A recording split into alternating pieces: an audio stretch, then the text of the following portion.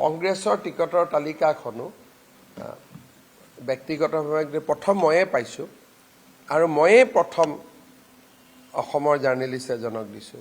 আজি দেখিবলৈ পোৱা গ'ল গৌৰৱ গগৈ আপোনাৰ লাইভটো চাই আছিল। নাই, মোৰ লাইভটো তেওঁলোকে অকল এইটোৱে নহয়, যেতিয়া আশীৰ্বাদ যাত্ৰাও তেওঁলোকে মোবাইলত চাই থাকে। ওচৰৰ মানুহবিলাকে মোক কৈ দিয়ে নহয়, যেনেকৈ কালি কংগ্ৰেছৰ জুম মিটিং হৈছে, ঠিক আছে, বেলেগে নাজানে, মই জানো যে কালি কংগ্ৰেছৰ জুম মিটিং হৈ আজি টিকট ডিষ্ট্ৰিবিউশ্যন হৈছে আৰু টিকেটৰ তালিকাখনো অসমৰ জাৰ্নেলিষ্ট এজনলৈকে ময়ে ফাষ্ট ফৰৱাৰ্ড কৰিছোঁ। কংগ্ৰেছৰ টিকটৰ তালিকাখনো ব্যক্তিগতভাৱে প্ৰথম ময়ে পাইছোঁ আৰু ময়ে প্ৰথম অসমৰ জাৰ্নেলিষ্ট এজনক দিছোঁ। তাৰ পিছতহে বেলেগবিলাকে মোক পঠাই আছে।